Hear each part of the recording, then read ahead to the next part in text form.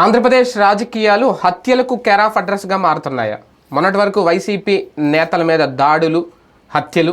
ఇప్పుడు తెలుగుదేశం పార్టీ మాజీ సర్పంచ్ మీద హోసూరు దగ్గర శ్రీనివాసులు అనే మాజీ సర్పంచ్ని బహిర్భూమికి వెళ్తుంటే కాపు కాసి మరి వేట కడవలతో అతి దారుణంగా నరికి చంపేశారు అనేది టీడీపీ వెర్షన్. ఈ హత్యలకు పులిస్టాప్ పెట్టాల్సింది ఎవరు? ఒకరినొకరు కొట్టుకు చచ్చిపోతూ నరుక్కుంటూ వెళ్తున్న ఈ ఆంధ్రప్రదేశ్ రాజకీయాల్లో ప్రజలు కూడా భయభ్రాంతులకు గురవుతున్న పరిస్థితి. ఏ క్షణంలో ఏం జరగబోతోంది అనేది. ఇంకెన్నాళ్ళు ఇలాగా బిక్కుబిక్కుమంటూ 5 ఏళ్ల పాటు ఈ హత్య రాజకీయాలను చూడాల్సిందేనా? జగన్, చంద్రబాబు తలుచుకుంటే వీళ్ళిద్దరూ కలిసి ఈ రాజకీయాలను, ఈ హత్యల రాజకీయాలను, దాని వెనకున్న కుట్రలకు పులిస్టాప్ పెట్టలేరా? ఇది అంశం మీద చర్చించే ప్రయత్నం చేద్దాం. సరే, మొన్నటి వరకు 2 మాట్లాడుకున్నాం. ఇక్కడ గుంటూరులో జరిగింది ఒకటి, అక్కడ జరిగింది.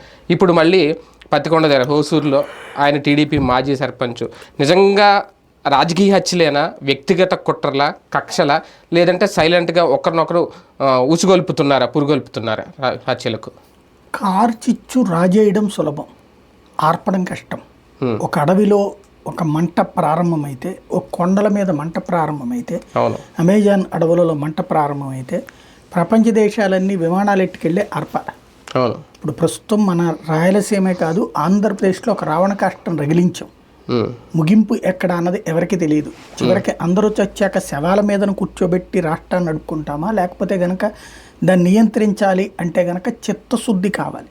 ఇక్కడ ప్రతి దాంట్లో రాజకీయం చూసుకుంటున్నారు అనేటటువంటి కాన్సెప్ట్ కంటే కూడా ప్రతిదాన్ని రాజకీయంగా రెచ్చగొట్టాం. మనము వ్యక్తిగత గొడవల్ని రెచ్చగొట్టాము. వాళ్ళకి చెప్పేశాం, మీరు మీ ఇష్టం వచ్చినట్టు రెచ్చిపోండి, మీ వెనకాలని మేముంటాము. మీకు ఇదివరకు వాళ్ళు వేధించి ఉంటే గనక కర్రకి కర్ర, కత్తికి కత్తి కాదు, కర్రకి కత్తి, కత్తికి తలకాయ అన్నటువంటి రూట్లో ప్రచారం చేశాం. దాని పరిణామ క్రమంలో దాంతోనే వాళ్ళందరూ కసిగా పనిచేశారు, ఇంత భారీ విజయం సాధించారు. కాబట్టి ఇంత ఘన విజయం సాధించిన దానికి మాకేం మంత్రి పదవులు అడగట్లేదు, ఎమ్మెల్యేలు అడగట్లేదు, ఎంపీలు అడగట్లేదు. మా ప్రత్యర్థిని మేము లేపేసుకుంటాం, మీరు సైలెంట్గా ఉండండి అని చెప్తున్నారు.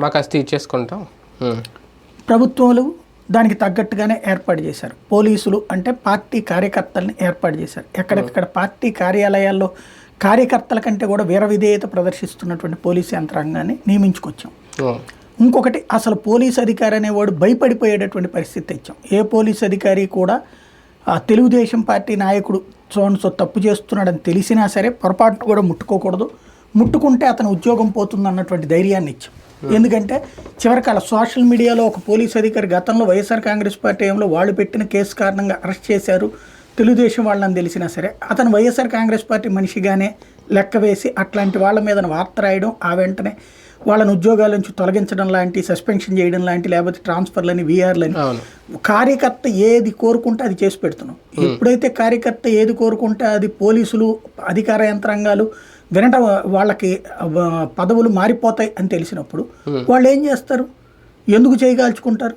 వీళ్ళు ఏం చెప్పినా, ఇప్పుడు ఫర్ ఎగ్జాంపుల్ మొన్న జరిగింది ఉంది, ఏమైంది సుబ్బారెడ్డి దాంట్లో ఎస్ఐ వచ్చారు, కానిస్టేబుల్ అక్కడ వచ్చారు, వాళ్ళ కళ్ళ ఎదురుగుండా మర్డర్ జరుగుతున్నా సరే మాకు ఫోర్స్ చాలేదని కూర్చున్నారట. ఇంకా నేను అక్కడ లోపల భోంచేసి వచ్చి ఆ తర్వాత శవం ఇదేనా అని చెప్పి రాసుకుని వెళ్ళలేదు. ఆ తర్వాత ఏమైంది? తెలుగుదేశం పార్టీ నాయకుడిని పట్టుకున్నారు, అయిపోయింది అక్కడితో. బేసిక్గా ముందు నివారించాల్సింది నివారించకపోగా ఇప్పుడు అది చూసినటువంటి వైఎస్ఆర్ కాంగ్రెస్ పార్టీ ఆ సుబ్బారాయుడు కుటుంబమో బంధువులు ఏం చేస్తారు? వాళ్ళు కక్ష పెట్టుకుంటారు. రేపు పొద్దున మళ్ళీ వాళ్ళ చేతిలోకి పవర్ వచ్చినప్పుడు ఏం చేస్తారు? వీళ్ళ తలకాయలు తీస్తారు. హత్య అనేటటువంటిది లేదా ఒక గొడవ అనేది పెట్టుకోవడం సులభం, దాన్ని పరిష్కరించడం కష్టం. ఒక్కసారి ఒక ఫీలింగ్ వచ్చిందంటే ఆగదు. దానికి సాక్ష్యం ఇప్పుడు తెలుగుదేశం పార్టీ నాయకుడికి సంబంధించినటువంటి హత్య. అయితే ఇది వాస్తవంగా ఉదయం పూట ఎవరైతే కేఈ శ్యాంబాబు స్థానికంగా ఉన్న పత్తికొండ ఎమ్మెల్యే చెప్పినటువంటిది అయితే మాత్రం దాంట్లో ఎలాంటి రాజకీయ ఆరోపణ చేయలేదు. బాధ్యులు ఎవరైనా శిక్షించండి అన్నారు. కానీ ఆ తర్వాత కొద్దిసేపటికి లోకేష్ రాజకీయ హత్య, వైఎస్ఆర్ కాంగ్రెస్ పార్టీ వాళ్ళు అక్కడ తెలుగుదేశం పార్టీకి ఓటేయలేదని, వైసీపీకి ఓటేయలేదని చెప్పి మర్డర్ చేశారని ట్విట్టర్లో చేసుకొచ్చారు. మరి సిట్టి అక్కడికే స్పాట్కి వెళ్ళిన ఎమ్మెల్యేకి తెలియని అంశం ఇక్కడ తాడేపల్లిలో కూర్చున్నటువంటి లోకేష్కి తెలిసింది. అది ఎలాగ వచ్చింది? అది ఈ వెర్షన్ అంతా అలాగే ఉంది. జ్యోతి వెర్షన్ కూడా క్రోసూరులో భారీ మెజార్టీతో టీడీపీ గెలిచింది, ఆయనే దగ్గరుండి గెలిపించారు, అందుకే ఆ కక్షతోటే కాపుగా చంపేశారు. అదే నేను అంటోంది, అది లోకేష్ చెప్పాక తెలిసింది. ముందున్నటువంటి లోకల్ ఎమ్మెల్యేకి తెలియదు ఆ విషయం. తెలిస్తే అతనే చెప్పాలి కదా. ఇంకోటి, ఆ గ్రామ ప్రాంతంలో ఆ ప్రచారం ముందు గనక అది జరిగితే ఇప్పుడు, లేదా ఇప్పుడు ఫర్ ఎగ్జాంపుల్ మన కొత్తపల్లి అతని పేరేంటి సుబ్బారాయుడు, అతను కొత్తపల్లి సుబ్బారాయుడు, ఇక్కడ సుబ్బారాయుడు, ఇక్కడ సుబ్బారాయుడు, ఇక్కడ ఆయన మళ్ళీ సుబ్బారాయుడు. వెస్ట్ గోదావరి. ఈ సుబ్బారాయుడికి హత్యకి సంబంధించినటువంటి ఇష్యూలో క్లియర్గా ఆ అతని పేరేంటి, చంపిన అతని పేరేంటి, ఇదంతా తెలిసింది.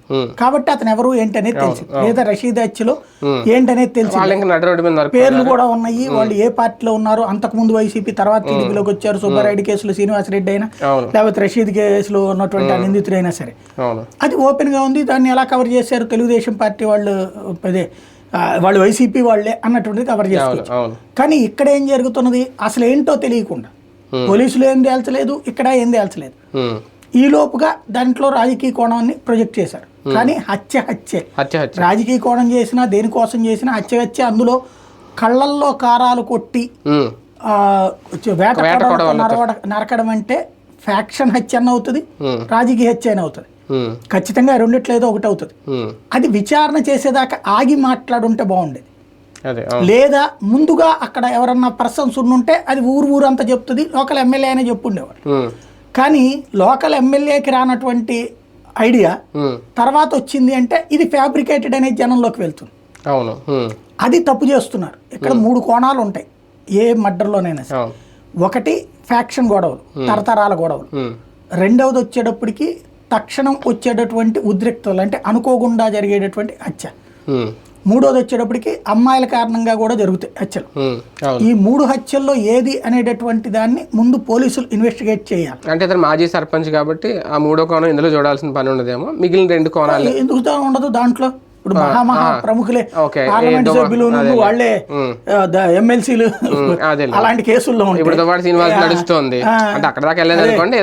ఉండదు అనేటటువంటి ఉంటుంది. కాబట్టి వాళ్ళ అక్రమ సంబంధాలు ఇవి అందులో అలాంటి చోట్ల ఉండేటటువంటి వాటిలో చాలా వెళ్తుంది, ఎక్కడికి వెళ్తుంది. సరే అది అని మనం చేయొద్దు. కాకపోతే పోలీసుల కంటే ముందు అంటే లోకేష్ చెప్పేదాకా అది రాజకీయ హత్య అని ఎవరికి తెలియదు. లోకేష్ ట్వీట్ చేసేదాకా అది ఇక్కడ కీ పాయింట్. బేసిక్ గా ఒక రాజకీయ నాయకుడు వచ్చి అంటే రాజకీయ హత్య కిందనే చూస్తారు ఎవడైనా సరే. ఇంకోటి వేట కొడవలతో నరికారంటే ఫ్యాక్షన్ హత్య కిందనే చూస్తారు. దాన్ని ఏమంటారు, కారం పొడి కూడా వాడారంటే ఖచ్చితంగా పక్కా ప్రొఫెషనల్ హత్య. ఎందుకంటే కారం పొడి 2 కోణాల్లో వాడతారు. ఒకటి ఆ ప్రాంతంలో ఏది సాక్ష్యాల తారుమారుకి పనికి వస్తుంది, అంటే పాదం ముద్రలో ఇట్లాంటివి పడకుండా పనికి వస్తుంది. ఇప్పుడు కారప్పొడి చల్లారనుకోండి, ఆ రూట్ లో కుక్కలు పట్టుకోలేవు, పట్టుకోలేవు. రెండవది కారం పొడి మొహాన చల్లారు అంటే పక్కా ప్రొఫెషనల్. ఇది కారం పొడి చల్లినప్పుడు వాడు కంగారు పడతా ఉన్నట్టు టైంలో మెడ నరికేస్తారు. పక్కా ప్రొఫెషనల్ హత్య, పక్కాగా అది ఫ్యాక్షన్ హత్య. ఆ ఫ్యాక్షన్ హత్యలో రాజకీయ కోణం ఉందా లేదా అన్నటువంటిది తేలాల్సింది. ఉండే అవకాశమే ఎక్కువ ఉంటుంది. ఎందుకంటే వేరే కారణాల మీద హత్యలు చేసే ఫ్యాక్షన్ హత్యలు ఎందుకు ఉంటాయి? ఊళ్ళో ఫ్యాక్షన్ హత్య అయితే అప్పటికప్పుడు చెప్పేసేవాళ్ళు, ఈవెన్ శాంబాబి చెప్పేసేవాళ్ళు, ఇదిగో ఈ కారణంగా అవతల ఉన్నటువంటి ప్రత్యర్థులు అనేసి. బట్ ఇక్కడ వేరే కోణం కనబడుతున్నది కాబట్టి రాజకీయ హత్య అయి ఉండొచ్చు. కారణం ఏంటనేది ఓకే మనం డిసైడ్ చేయలేం, కానీ హత్య జరిగింది అయితే వాస్తవం. ఎవరు చంపారు, ఎందుకు చంపారు అనేది అయితే తేలాల్సి ఉంది. కానీ ఇక్కడ బిహైండ్ ఏం జరుగుతుంది, పార్టీల్లో నాయకుల మధ్య ఇంకా ఆ ఆగ్రహ ఆవేశాలు అనేది కంటిన్యూ అవుతున్నాయి. వాటిని కంట్రోల్ చేయలేకపోతున్నారా? అసలు పార్టీలకు కాదండి, బేసిక్గా వ్యవస్థ చచ్చిపోయింది. వ్యవస్థ ఎప్పుడైతే చచ్చిపోతుందో రాద్ధాంతం జరిగిపోతుంది. ఇప్పుడు బంగ్లాదేశ్లో ఏం జరుగుతోంది, వ్యవస్థలు లేవు, ఎవరికి తోచిందో వాడు ఏది పడితే చేసేస్తున్నాడు. ఇప్పుడు మన గ్రౌండ్ లెవెల్లో ఎట్లా ఉందంటే, అధికార పక్షంలో జనసేన, భారతీయ జనతా పార్టీ వాటిట్లో పార్టిసిపేట్ చేయట్లేదు. కానీ తెలుగుదేశం వాళ్ళు ఏం చేస్తున్నారు, ఎక్కడికక్కడ పోలీసులు వాళ్ళు చెప్పినట్టు వినేవాళ్లే. కానిస్టేబుల్ నుంచి, ఎస్ఐ నుంచి, సిఐ నుంచి, డిఎస్పీ నుంచి ఎవరైనా సరే పోలీసులు అనేవాళ్ళు టీడీపీ చెప్పినట్టు వినాల్సిందే. కేసు పెట్టమన్నా టీడీపీ చెప్పినట్టు వినాల్సిందే, అలాగే కేసు కట్టమన్నా టీడీపీ చెప్పినట్టు కట్టాల్సిందే. వాళ్ళు కొడుతున్నప్పుడు నిశ్శబ్దంగా ఉండాలి, అవతల వాళ్ళు వేడని కొడతాను అనుకున్నప్పుడు ముందే తీసుకెళ్ళి వాళ్ళని అరెస్ట్ చేయాలి. ఈ రూట్లోకి ఎప్పుడైతే పోలీసింగ్ జరిగిపోయిందో ఒక్కసారిగా పెను ప్రమాదం సంభవిస్తుంది. దాంతో ఎవరికి వాడికి ధైర్యం వచ్చింది. ఇప్పుడు ఎదవరకటి రోజుల్లో ఏంటంటే పోలీసులు ఒక మర్డర్ చేశారనుకోండి, ఆయన బట్టుకెళ్ళి సాఫ్ చేసి వదిలిపెట్టేవాడు. ముందు వాడిని కోర్టులో ప్రొడ్యూస్ చేసే లోపు వాడికి కాళ్ళు కీళ్ళు తీసేసేవాడు. దాంతో ముందు అరెస్ట్ చేస్తే మనల్ని కొడతారా పోలీసులు అనే భయం ఉండేది. ఇప్పుడు ఈ 10-15 ఏళ్ల కాలంలో మనకి రాష్ట్ర విభజన తర్వాత జరిగింది ఏంటంటే, ఎవరినన్నా ముట్టుకున్నారంటే గనక కోర్టులలో దాని మీద ఇట్లా తన్నారు మమ్మల్ని అనేటటువంటి దాంతో కోర్టులకి కేసులు వేస్తున్నారు. దాంతో పోలీసులు మాకెందుకు వచ్చిన కూడా మేము అరెస్ట్ చేస్తాం, కోర్టులో ప్రొడ్యూస్ చేస్తాం అన్నట్టు భయం అనేది పోయింది. ఇప్పుడు అది పీక్ స్టేజ్కి వెళ్ళింది. కానీ ఈ హత్య జరిగిన తర్వాత మాట్లాడుకోవాలనుకుంటే, అంటే జనరల్గా మాట్లాడుకోవాలంటే మొన్నటి వరకు వైసీపీ నాయకుల హత్య అంటే టీడీపీ హత్య రాజకీయాలను ప్రోత్సహిస్తుందేమో అని అనుకున్నాం. ఇప్పుడు టీడీపీ నాయకుడే హత్యకు గురి కాపాడ్డాడంటే వైసీపీ కూడా మొదలు పెట్టిందా హత్య రాజకీయాల్ని, తన కూడా ప్రోత్సహిస్తుంది అని అనుకోవాలా జనరల్గా మాట్లాడుకుంటే? ఇది కనుక పొలిటికల్ హత్య అనేది వెళ్తే ఖచ్చితంగా వైసీపీ ప్రోత్సహించినట్టే, లేదని మొదలు పెట్టింది తాను కూడా. అదే తెలియాలంటున్నాను నేను. ఇప్పుడు శ్యాంబాబు కనుక వెంటనే ఆ మొక్క దాంట్లో ఆధారాలతో చెప్పుంటే సో వాళ్ళు చేశారు ఈ మర్డరు, వాళ్ళు వైఎస్ఆర్ కాంగ్రెస్ పార్టీ సంబంధించి సో నాయకుడు అని చెప్పుంటే, ఎందుకంటే వాళ్ళ సిట్టింగ్ కదా ఆయన చెప్పుంటే కనుక ఆ రూట్లో ఉండేది. అలా కాదు అన్నప్పుడు టోటల్గా తేలాలి. ఇంకోటి 2 కోణాలు ఉంటుంది. ఒకటి, ఇప్పుడు వైఎస్ఆర్ కాంగ్రెస్ పార్టీ కూడా ఇక మీరు కూడా ప్రొసీడ్ అయిపోండి అని చెప్పేసినట్టు, మీ వెనకాల మేము ఉంటామని చెప్పేసినట్టు. లేదా ఈ గ్రౌండ్ లెవెల్లో గదిలో పెట్టి కొడితే పిల్లైన పుల్ల ఎదురు తిరుగుద్ది అంటారు కదా, మనల్ని ఏదో ఒకటి చేస్తారన్నప్పుడు మనం బతకలేమనుకున్నప్పుడు అవతల వాళ్ళ బతుకు తీయాలనేటటువంటి ప్రారంభమైనట్టు. ఇది జరిగింది అనుకోండి, రాష్ట్ర వ్యాప్తంగా అల్లకల్లోలం రాజుకుంటుంది. ఎందుకంటే కొట్టడం కొట్టించుకోవడం రెండిట్లో ఒకటి. ఎప్పటిదాకా కొట్టించుకుంటున్నారు, తలకాయలు బాగా కొట్టించుకుంటున్నారు. మొన్న జరిగింది చూడండి, అదేదో వైఎస్ఆర్ కాంగ్రెస్ పార్టీ అతన్ని నరికారు చిత్తూరు జిల్లాలో శ్రీకాళహస్తి. నరికితే అతను ఏం చేశాడు, వెంటనే మళ్ళీ తీసుకుని నరికాడు యువతల. అంటే తిరగబట్టం ప్రారంభమైన మొట్టమొదటి సంఘటన అది. స్పాట్లోనే రివర్స్ అయ్యి మళ్ళీ వీళ్ళ మీద దాడి చేశారు. వైఎస్ఆర్ కాంగ్రెస్ పార్టీ నాయకుడు చావు బతుకుల మధ్యన ఉంటే అతనికి మెల్లో గుచ్చినటువంటి ఆ ఇది కూడా బయటికి రాలేదట. చివరికి అట్లాగే వెళ్ళి హాస్పిటల్లో జాయిన్ అయ్యాడు వైసీపీ అతను అదే కసితో వీళ్ళ మీద అదే కసిలో దాడి చేశాడు. అంటే ఏంటి, సంథింగ్ కసిగా ప్రిపేర్డ్గా ఇక రియాక్షన్ ప్రారంభం. అది జరిగిందంటే ఇది 2వ ఇన్సిడెంట్ అవుతుంది. మన మంగళగిరిలో కూడా జరిగింది కదా, బండి మీద వెళ్తా వచ్చి గుద్దేసి పడిపోయిన వాళ్ళు లేపితే మర్డర్ చేశారు. అది పాతది, ఎన్నికల ముందు జరిగిందని అరెస్ట్ చేశారు. ఎన్నికల రోజున కౌంటింగ్ అయిపోయాక 11 వాళ్ళు జనసేన అధీనంలో తెలుగుదేశం పార్టీ జెండా పట్టుకుని వెళ్తుంటే అక్కడ ఉన్నటువంటి వైఎస్ఆర్ కాంగ్రెస్ పార్టీ వాళ్ళు బ్యాట్లతోనూ దాంతో కొట్టారంటే చచ్చిపోయారు. అప్పటి వేరు ఈ వేరు, ఈ సంఘటనలు వేరు. అంటే కౌంటింగ్ రోజు అనుకుంటాను కరెక్ట్గా. అంటే అక్కడనే కాదు ఇక్కడ కూడా జరుగుతున్నాయి అనేది, అంటే ఓన్లీ రాయలసీమకే పరిమితం కాదు, లేదు పల్నాడులో ఉంది, ఇక్కడ ఉంది, మేబీ రేపు వద్దు అవి ఇంకా రాష్ట్రం అంతా ఏముండదు. ఇప్పుడు ఇప్పటిదాకా అటాక్స్ బిగిన్ అయినాయి, అటాక్స్ లో నష్టపోతున్నారు. రియాక్షన్ బిగిన్ అయింది నిన్న శ్రీకాళహస్తిలో, ఇది ఇంకొకటి అయినట్టు. ఇక ఇట్లా జరిగిందంటే ఎవరికి రక్షణ లేదు. ఇక ప్రతి పల్లెటూరులో కూడా తలకాయలు చూసుకోవాల్సిందే. ఎవరి తలకాయ ఉంటుందో ఎవరి తలకాయ ఉండదో తెలియదు. ఇందులో ఎక్కువగా అధికార పక్షం డామినేషన్ ఉంటుంది. ప్రతిపక్షం అనేటటువంటి వాళ్ళు కూడా అటాక్స్ బిగిన్ అయినాయి అంటే రావణ కష్టం రగులుతుంది. దాదాపు 2 నెలలు అయిపోతుంది బాబు గారు అధికారంలోకి వచ్చి. అంటే ప్రస్తుతం ఉన్న ప్రభుత్వం గురించి మాట్లాడుకోవాలి కాబట్టి, ముఖ్యమంత్రి చంద్రబాబు నాయుడు గారికి గతంలో ఎలా లా అండ్ ఆర్డర్ని కంట్రోల్ చేయాలో తెలుసు, రాజకీయంగా చాలా సీనియర్. ఈ 2 నెలల నుంచి ఇన్ని హత్యలు జరుగుతున్నా, నడి రోడ్డు మీద నరుక్కుంటున్నా సరే లా అండ్ ఆర్డర్ కంట్రోల్ చేయడంలో రాష్ట్ర ప్రభుత్వం లేదంటే ముఖ్యమంత్రిగా ఫెయిల్ అయ్యారని అనుకోవాలా, లేదంటే ఇంకా ఈ 2 నెలల హత్యలను కూడా మనం ఒక హనీమూన్ పీరియడ్గానే చూసి వదిలేయాలి? 94 తర్వాత ఎన్టీ రామారావు వచ్చాక 95లో అధికారంలోకి వచ్చినాక చంద్రబాబు నాయుడు చేసిన ఆ 9 ఏళ్ల పాలనే ఇవాళకి కూడా ఆయనకు మార్కులు. మధ్యలో ఎన్ని దుజూబీనే. ఎందుకు అంటే ఆనాడు లా అండ్ ఆర్డర్ని కంట్రోల్లో పెట్టిన ఎక్స్పీరియన్స్, ఆనాడు వ్యవస్థల్ని ఒక సరైన దారిలో పెట్టాడు, పరిపాలనా విధానాన్ని సంస్కరణల దిశలో తీసుకెళ్లాడు అన్నటువంటిది. జన్మభూములు, శ్రమదానాలు, ఇప్పుడు అందుకే మళ్ళీ ఆ పేర్లు పెడుతోంది, ప్రజల వద్దకు పాలనలు, జన్మభూములు. కానీ 2014 తర్వాత ఆయన చూస్తే 2014 తర్వాత నుంచి కూడా డామినేషన్ ఆఫ్ క్యాడర్ ప్రారంభమైపోయింది. 2014-19లో కూడా అదే ప్రమాదమైంది. నాయకులు విచ్చలవిడిగా రెచ్చిపోయినటువంటి పరిస్థితి బహిరంగంగా. ఏంటి అంటే ఎవరికాళ్ళు మనం ఓడిపోవడానికి కారణం ఏంటంటే మీరు మాకు పూర్తి స్వేచ్ఛ ఇవ్వకపోవడం అని చెప్పుకొచ్చారు. దాని కారణంగా 10 ఏళ్ళు దూరం అయ్యారన్నప్పుడు క్రిందటిసారి స్వేచ్ఛ ఇచ్చారు. ఈవెన్ కలెక్టర్లు, ఎస్పీల కాన్ఫరెన్స్లోనే ఆ మొక్క చెప్పారు. దాని పర్యవసానం 5 ఏళ్లలో కూడా తేడాలు జరిగినాయి. దాని పర్యవసానం జగన్ అధికారంలోకి వచ్చాడు.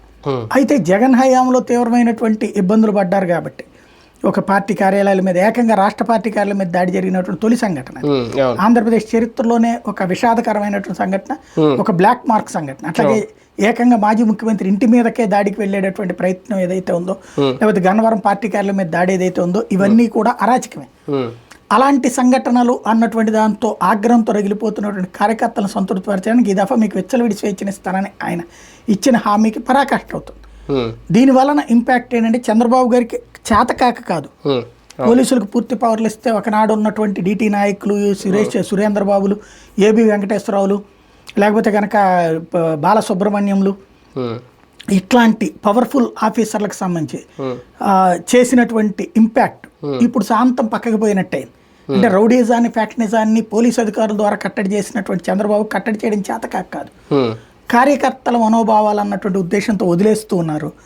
ఇది పర్మనెంట్ బ్లాక్ మార్క్. ఒకనాడు ఆంధ్రప్రదేశ్లో 70లలో ప్రారంభమైనటువంటి ఫ్యాక్షనిజం, రౌడీజాన్ని కంట్రోల్ చేసి 9 ఏళ్లలో పూర్తి స్థాయిలో దారికి తెచ్చినటువంటి చంద్రబాబు నాయుడు ఇవాళ మళ్ళీ పాత రోజులకి పోతానికి తన హయాంలోనే కారణం కాబోతూ ఉన్నారు.